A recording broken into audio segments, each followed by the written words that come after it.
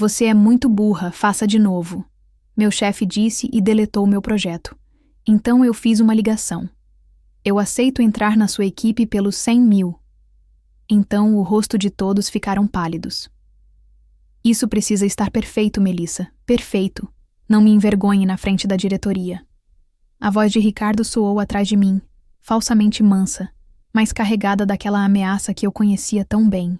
O ar-condicionado do escritório parecia ter congelado meus ossos, mas não era o frio que me fazia tremer por dentro. Era a pressão, a expectativa, a esperança e o medo. Tudo misturado em um nó no meu estômago. Eu estava sentada em frente à minha tela, onde o Projeto Fênix brilhava. Não era apenas um programa de computador.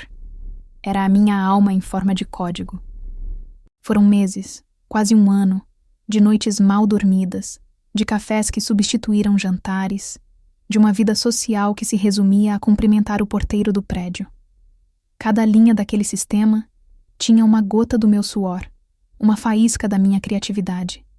E era, sem dúvida, o trabalho mais genial que eu já tinha feito. O Projeto Fênix era um sistema de logística integrada que usava uma inteligência artificial que eu mesma desenvolvi para prever falhas na cadeia de suprimentos antes que acontecessem. Era revolucionário. Com ele, nossa empresa, que andava cambaleando na beira de uma crise feia, não apenas se salvaria, mas daria um salto à frente de toda a concorrência. O contrato que Fênix poderia nos garantir era milionário. A salvação que todos esperavam. Ricardo, meu chefe, não entendia uma linha sequer daquele código. Ele era um homem de planilhas e reuniões, um mestre em usar as palavras certas para impressionar as pessoas erradas. Ele não criava, ele se apropriava. Nos últimos 2 anos, todas as minhas ideias, todos os meus projetos inovadores, eram apresentados por ele como se fossem seus. Na frente dos diretores, ele era o gênio. Na minha frente, na solidão do nosso setor, eu era a garota da informática, a nerd esquisita.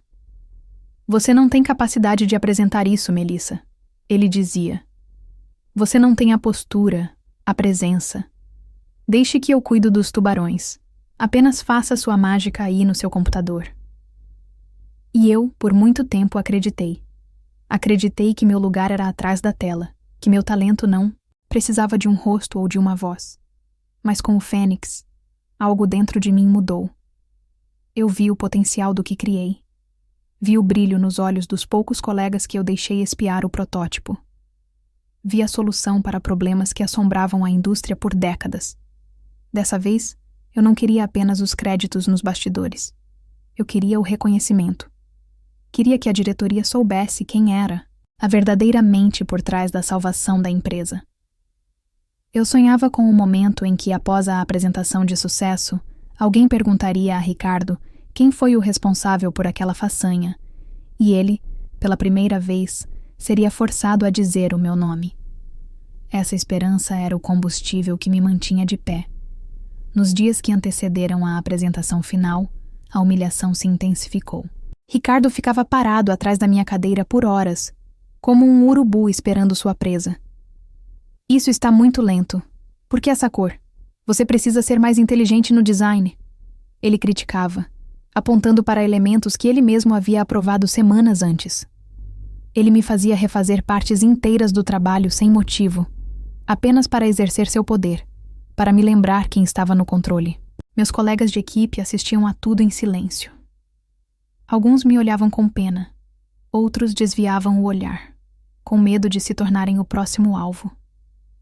Ninguém nunca me defendeu. O medo que Ricardo impunha era uma névoa tóxica que contaminava todo o ambiente. E eu, por precisar do emprego, por acreditar no meu projeto, engolia o choro, respirava fundo e continuava a programar, com as mãos trêmulas e o coração apertado. Na noite anterior à apresentação, eu não fui para casa. Fiquei no escritório, revisando cada detalhe, cada linha de código, rodando simulações até o sol nascer. Eu queria a perfeição não para o Ricardo, mas para mim. Era a minha obra-prima. Quando o sol começou a pintar o céu, eu me permiti um pequeno sorriso. Estava pronto. Estava impecável. Olhei para a tela e senti um orgulho que nenhuma humilhação conseguia apagar. O Fênix ia voar, e eu voaria com ele. Quando Ricardo chegou, vestindo seu terno caro e seu sorriso arrogante, ele me encontrou dormindo com a cabeça sobre o teclado. Até que enfim terminou, bela adormecida, ele zombou. Espero que essa sua dedicação toda sirva para alguma coisa. Ele pegou o pendrive, onde estava a cópia da apresentação, e o guardou no bolso. Eu vou apresentar. Você fica aqui, de prontidão, caso algum imprevisto técnico aconteça. E tente parecer um pouco mais profissional, pelo amor de Deus. Meu coração afundou, mas eu não discuti. A esperança ainda sussurrava em meu ouvido. Depois que eles virem o projeto, tudo vai mudar. Eles vão perguntar por você. Eu assenti, arrumei meu cabelo, passei uma água no rosto e vesti o blazer que tinha trazido. Eu precisava estar pronta para o meu momento, mesmo que ele começasse nos bastidores. O importante era o Fênix. O sucesso dele seria o meu sucesso, de uma forma ou de outra. Eu acreditava nisso. Eu precisava acreditar. A sala de reuniões da diretoria era um lugar que eu só conhecia de passagem. O carpete era grosso e silencioso. A mesa de madeira escura parecia um altar antigo, e as janelas iam do chão ao teto, revelando uma vista panorâmica da cidade que parecia zombar da minha insignificância. Eu estava em um canto, ao lado de um carrinho com café e água, sentindo-me como uma peça do mobiliário. Meu notebook estava conectado a um pequeno monitor, minha única janela para a apresentação que acontecia do outro lado da sala.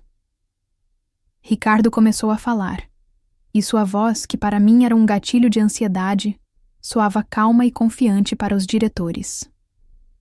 Ele usava as minhas palavras, os meus slides, a minha pesquisa. Ele falava da sua visão para o futuro da empresa, da sua equipe que trabalhou incansavelmente. Eu observava os rostos dos diretores, homens e mulheres de terno, com expressões sérias que aos poucos se suavizavam, transformando-se em acenos de aprovação e sorrisos discretos. O projeto Fênix estava encantando-os, exatamente como eu previ. Uma pequena parte de mim se sentia orgulhosa, vendo meu trabalho brilhar, mesmo que sob os holofotes de outro. Mas a maior parte de mim sentia um amargor crescente na boca. Cada elogio que eles dirigiam a Ricardo era uma facada no meu peito. Eu era um fantasma naquela sala, a criadora invisível da obra-prima que ele exibia. Então, o sabotamento começou. Foi sutil no início. Um dos diretores, o Sr. Almeida, um homem mais velho e conhecido por seu olhar técnico, fez uma pergunta específica sobre a arquitetura do banco de dados. Era uma pergunta que só eu poderia responder em detalhes. Vi um lampejo de pânico nos olhos de Ricardo. Ele gaguejou, tentou uma resposta vaga, e quando percebeu que não conseguiria, ele se virou para mim. Melissa, nossa especialista técnica, pode nos dar um detalhe mais técnico, ele disse, com um tom que me diminuía, como se eu fosse apenas um manual de instruções humano. Eu me levantei, o coração batendo forte. Era a minha chance. Comecei a explicar a estrutura complexa que eu havia projetado, o motivo de cada escolha. Mas antes que eu pudesse terminar a segunda frase, Ricardo me interrompeu. Obrigado, Melissa. Acho que já foi o suficiente. Não vamos entediar a diretoria com jargões de programação, não é mesmo? Ele disse, rindo. Os diretores riram com ele. Eu me sentei, sentindo meu rosto queimar de vergonha. A mensagem era clara. Eu não pertencia àquele lugar. Isso se repetiu mais 2 vezes. Cada vez que uma pergunta mais difícil surgia, ele me usava como um escudo e depois me descartava, me fazendo parecer uma assistente incapaz de se comunicar. Ele minimizava minhas conquistas, tratando o sistema de inteligência artificial, o coração do projeto, como um pequeno algoritmo interessante que nós desenvolvemos. Nós. A palavra nunca soou tão falsa. Quando a apresentação terminou, os diretores aplaudiram. Eles estavam impressionados. Apertaram a mão de Ricardo, parabenizando-o pelo trabalho brilhante. Sr. Almeida até comentou: Ricardo, você realmente tem uma mente para a inovação. Este projeto vai mudar o jogo. Ninguém olhou para mim. Ninguém perguntou meu nome. Minha esperança, aquela pequena chama que me manteve aquecida por meses, se apagou de vez, deixando apenas uma cinza fria de desilusão. Eles saíram da sala, conversando animadamente sobre o futuro promissor. Ricardo ficou para trás, recolhendo seus papéis, seu rosto exultante. Eu comecei a desconectar meu notebook, querendo apenas desaparecer. O resto da minha equipe, que havia sido chamada para ficar de prontidão do lado de fora, começou a entrar na sala para ajudar a arrumar as coisas. Eles parabenizaram Ricardo. Chefe, você foi incrível, disse um. Parabéns, Ricardo, sucesso total, disse outro. Ele absorvia os elogios como uma esponja seca. E então, seu olhar encontrou o meu. O triunfo em seu rosto se transformou em algo cruel. Uma necessidade sádica de esfregar sua vitória na minha cara, de me esmagar completamente. Ele caminhou lentamente na minha direção. O silêncio caiu sobre a sala. Todos os olhares se voltaram para nós. Eu senti um calafrio percorrer minha espinha. Sabe, Melissa, ele começou, a voz alta o suficiente para que todos ouvissem. Vendo a apresentação, agora, com a cabeça fria, percebi uma coisa. Ele parou na frente da minha mesa, olhando para a tela do meu computador, onde o protótipo do Fênix ainda rodava. Isso aqui, ele disse, apontando para a tela, está um lixo. O ar saiu dos meus pulmões. Olhei para os rostos dos meus colegas. Choque, desconforto. Mas ninguém disse uma palavra. Está cheio de falhas. A interface é confusa. É amador. Não sei como pude pensar em apresentar algo assim. Ele continuou, o tom de voz subindo a cada palavra. A inveja em seus olhos era palpável. Ele não suportava a ideia de que aquela genialidade não era dele. Ele precisava destruí-la. Você é muito burra, faça de novo. As palavras ecoaram na sala silenciosa. Burra. A palavra me atingiu como um soco no estômago. Todo o meu trabalho, minha dedicação, meu talento, reduzidos a nada.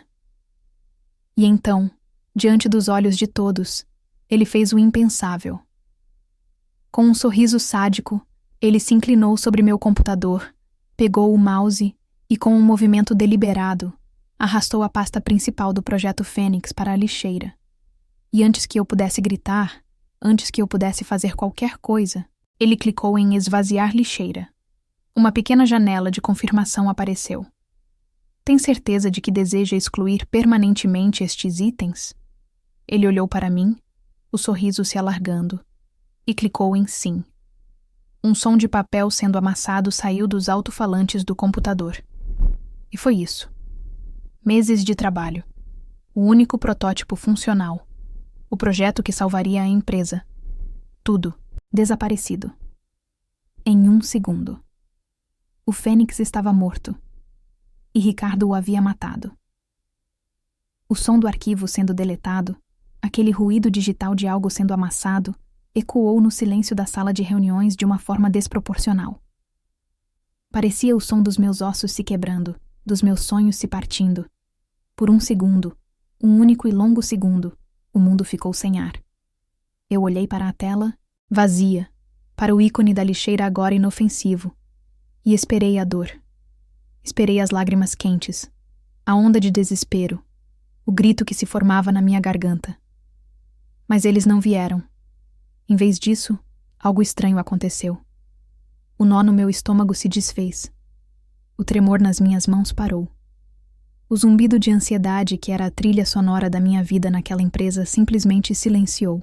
No lugar de toda a angústia, um silêncio gélido e uma clareza avassaladora tomaram conta de mim. Foi como emergir de águas turvas para o ar límpido. Eu vi Ricardo, não mais como a figura aterrorizante que controlava meu destino, mas como ele realmente era. Um homem pequeno, patético, consumido por uma inveja tão profunda que a única forma de se sentir grande era destruindo os outros.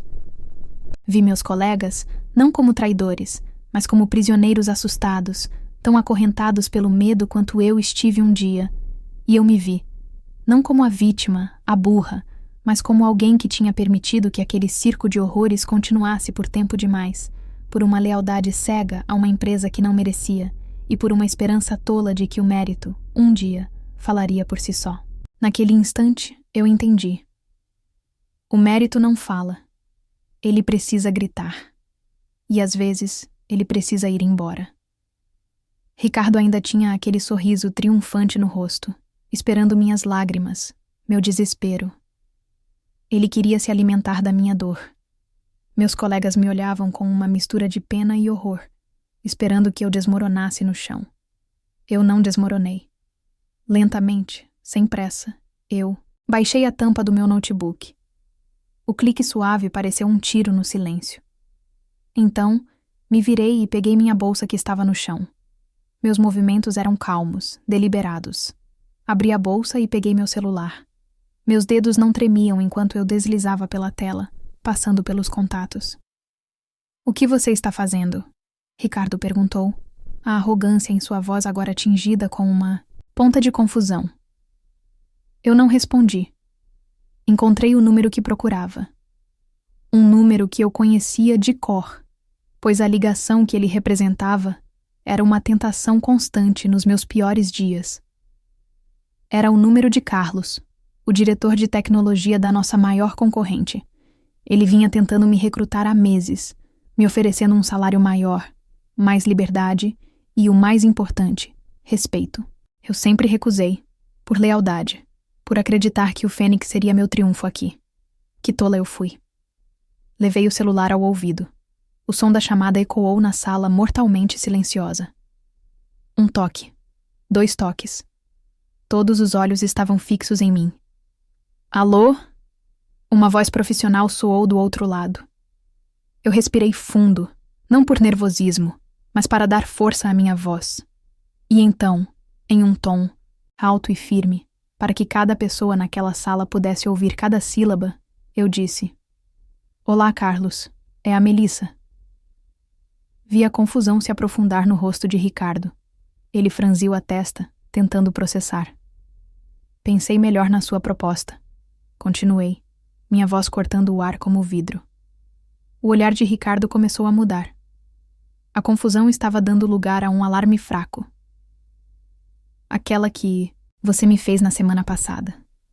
Fiz uma pausa dramática, olhando diretamente nos olhos dele. O sorriso dele já havia desaparecido completamente. "Eu aceito entrar na sua equipe pelos 100 mil de bônus." A frase ficou suspensa no ar. 100 mil. O número tinha um peso físico, uma força que atingiu a todos na sala. O rosto de Ricardo passou por uma transformação que eu guardaria na memória para sempre. Primeiro, a incredulidade. Depois, o entendimento rápido e brutal. E, finalmente, o pânico puro e absoluto. A cor sumiu de seu rosto, deixando para trás uma máscara pálida, quase cinza. Seus olhos se arregalaram e sua boca se abriu ligeiramente, como um peixe fora d'água. Ele não era o único. Olhei ao redor e vi o mesmo pânico refletido nos rostos dos outros gerentes de equipe que estavam ali. Eles não eram programadores, não entendiam de código, mas eles entendiam de negócios. Eles sabiam quem era Carlos. Eles sabiam qual era a empresa dele. E naquele exato momento, eles finalmente entenderam uma verdade que esteve na frente deles o tempo todo. Eu não era apenas uma funcionária. Eu não era apenas a programadora genial. Eu era o Projeto Fênix. O projeto não existia em um servidor, em um pendrive ou em uma pasta. Ele existia na minha cabeça. As linhas de código, a arquitetura, a lógica, os segredos daquela inteligência artificial. Tudo estava comigo. Sem mim, o que Ricardo havia deletado não era um projeto. Era apenas um arquivo morto. Irrecuperável, inútil. O contrato milionário, a salvação da empresa, tudo se transformou em fumaça digital. Do outro lado da linha, Carlos mal conseguia conter a alegria. Melissa, que notícia fantástica! Você não vai se arrepender. Começamos quando você quiser. Amanhã? Eu respondi, ainda olhando para o fantasma do homem que um dia chamei de chefe. Te vejo amanhã, Carlos. Te vejo amanhã, Carlos. Desliguei a chamada e guardei, o celular na bolsa com a mesma calma com que o havia pegado. O silêncio na sala era tão denso que eu podia senti-lo pressionando meus tímpanos. Era o silêncio do fim de um mundo. O sorriso de Ricardo havia se tornado uma careta grotesca de pânico. Seu rosto, antes corado pelo triunfo, agora tinha a cor de cera. Ele era uma estátua de desespero, paralisado no meio da sala que, momentos atrás, havia sido o palco de sua maior glória e agora era a cena de sua ruína profissional. Seus lábios se moveram, mas nenhum som saiu. O homem que vivia de palavras havia ficado mudo. Os outros gerentes, antes espectadores passivos da minha humilhação, agora eram participantes ativos do desastre. Vi um deles, um homem chamado Jonas, levar a mão à testa, esfregando-a, como se tentasse apagar a imagem à sua frente. Outra, uma mulher que sempre concordava com tudo que Ricardo dizia, olhava de mim para ele, os olhos arregalados de puro terror. Eles finalmente haviam entendido a equação. Melissa Jassens, Projeto Fênix. Sem Melissa, Jass sem Projeto Fênix. Sem Projeto Fênix, Jass sem contrato milionário. Sem contrato, Jassens, o fim da empresa. E a pior parte, aqui, realmente os aterrorizava. Melissa na concorrência. O cérebro por trás da inovação que eles mais temiam agora pertencia ao inimigo. Eu não era mais uma funcionária pedindo demissão. Eu era um ativo estratégico mudando de lado. E eu estava levando comigo todos os segredos, todas as ideias, não apenas do Fênix, mas de todos os outros sistemas que eu havia construído para eles nos últimos anos. Eu era a memória viva da inteligência daquela empresa. E eles me deixaram ir. Pior, eles me empurraram para fora. Com uma tranquilidade que eu mesma não sabia que possuía, caminhei até minha antiga mesa. Peguei minha caneca de café favorita, a que tinha um desenho de um gato programando. Peguei o pequeno porta-retratos com a foto dos meus pais. Por fim, peguei a pequena samambaia que eu mantinha no canto da mesa, a única coisa viva naquele setor cinzento. Eram poucas coisas, fragmentos da minha vida que eu havia deixado naquele lugar. Cada objeto que eu colocava na minha caixa de papelão era um prego no caixão da carreira de Ricardo. Ele finalmente pareceu despertar de seu transe. Melissa, espere. Ele conseguiu sussurrar, a voz rouca e fraca. Nós podemos conversar. Podemos acertar isso. Um aumento. Você pode ter um aumento. Eu parei por um momento com a caixa nos braços. Olhei para ele. Não com raiva nem com ódio. Olhei para ele com pena. Ele ainda achava que se tratava de dinheiro. Ele não entendia que o que ele havia destruído não tinha preço e que o que eu havia conquistado naquele momento era a liberdade. Não, Ricardo. Não podemos, respondi, minha voz suave, mas final. Você já me deu tudo o que eu precisava hoje. Virei-me e comecei a andar em direção à porta. Meu caminho me fez passar bem na frente dele. Ele recuou um passo, como se eu emitisse um calor que ele não podia suportar. Pela primeira vez, ele estava com medo de mim. Ao passar por ele, pude ouvir o caos, começando a borbulhar. O telefone de Jonas tocou, e ele atendeu com uma voz trêmula. Senhor Almeida? Sim, senhor. Houve uma complicação. A mulher começou a falar em voz baixa e rápida com outro gerente. O que vamos fazer? O código. Ela é a única que... Eu não olhei para trás. Caminhei pelo corredor do escritório de cabeça erguida. As poucas pessoas que estavam em suas mesas pararam o que estavam fazendo para me observar. Elas tinham ouvido os gritos de Ricardo antes. Tinham me visto entrar na sala de reuniões como uma cordeira indo para o abate. Agora, me viam sair como a dona do meu próprio destino, deixando para trás o som do colapso. Dentro do elevador, a sós, eu me olhei no espelho. Eu esperava ver uma mulher quebrada, com os olhos vermelhos de choro. Mas vi uma mulher que eu mal reconhecia. Havia uma força em seu olhar, uma calma em sua expressão. A humilhação havia sido lavada, substituída por uma dignidade inabalável. O verdadeiro triunfo não foi o golpe fatal que eu dei na empresa ou na carreira de Ricardo. Isso foi apenas uma consequência, um efeito colateral de suas próprias ações. Meu verdadeiro triunfo foi a descoberta da minha própria força. Foi perceber que eu nunca precisei da aprovação dele, nem de ninguém. O valor do meu trabalho não estava no reconhecimento deles, mas na minha capacidade de criá-lo. Quando as portas do elevador se abriram no térreo, o ar fresco da rua me envolveu. Parecia o primeiro fôlego de ar de verdade que eu respirava em anos. Do lado de fora, o sol brilhava e a cidade se movia em seu ritmo normal, indiferente ao drama que acabara de se desenrolar nos andares de cima. Deixei para trás um prédio onde um homem cruel colhia os frutos amargos de sua própria maldade. Deixei para trás uma empresa que permitiu que seu maior talento fosse esmagado. Minha ação não foi um plano elaborado. Foi um ato de autopreservação, um ato de superação. Eles não me destruíram. Eles me libertaram. E ao longe, eu podia quase ouvir as cinzas do fênix se juntando. Não para renascer para eles, mas para voar comigo, em direção a um novo horizonte.